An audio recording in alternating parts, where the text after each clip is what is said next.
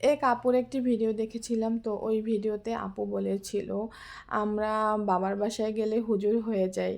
মা কিভাবে বিশ্বাস করবে আমরা শ্বশুর বাড়ি বসে এত এত কাজ করি বা আমাদের সংসারে বসে আমরা এত এত কাজ করি। আমরা তো শ্বশুর বাড়ি বসে যে এত কাজ করি সেটার কোনো প্রমাণই রাখি না, কারণ হচ্ছে আমরা বাবার বাসায় গেলে হুজুর হয়ে যাই। মা শুধুমাত্র সামনে সব কিছু বেড়ে দেয় আর আমাদের কাজ থাকে শুধুমাত্র খাওয়া।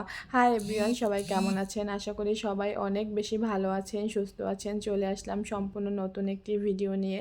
আশা করি আজকের ভিডিওটা খুবই খুবই মজার হবে এবং আপনারা সবাই উপভোগ করবেন এবং অনেকে যারা আপুরা আছে তারা বাবার বাড়ির সেই স্মৃতিতে ফিরে যাবেন। তো আজকে আপনাদের সাথে শেয়ার করব সন্ধ্যাকালীন একটি ভিডিও। তো এটা হচ্ছে মুড়ি মাখা। আমাদের বাঙালিদের কিন্তু মুড়ি মাখাটা খুবই জনপ্রিয় একটি খাবার। এটা কিন্তু আমরা যখন সবাই মিলে একসাথে হই তখন কিন্তু এটা খুবই জমে। আড্ডার সাথে আসলে এই মুড়ি মাখাটা খুবই খুবই বেশি জমে।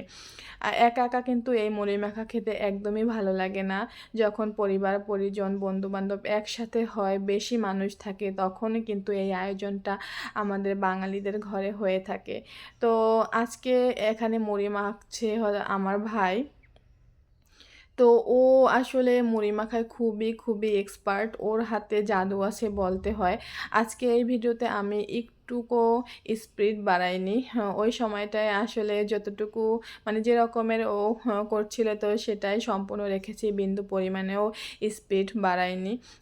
আমার ভাই মুড়ি মাখছে, ও হচ্ছে বিভিন্ন রকমের আচার থাকে, তারপর হচ্ছে পেঁয়াজ মরিচ থাকে, চানাচুর থাকে। আজকে কিন্তু চানাচুর ছিল না, বুট ছিল, শসা ছিল। তারপরে হচ্ছে আমার মা বলছিল টমেটো দিবে না, কারণ তাহলে নাকি টক লাগবে, যেহেতু আচার ব্যবহার করেছিল।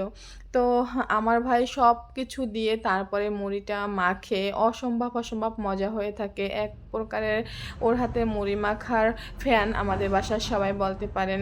ও খুবই মজা করে মুড়ি মাখছিল আর আমরা সবাই বসে চারপাশে বসে তারপরে খাচ্ছিলাম। আসলে এগুলো হচ্ছে মেমোরি, যখন আমরা পরিবার থেকে দূরে থাকি তখন কিন্তু এই মেমোরিগুলোই আমাদের স্মৃতি হয়ে থাকে।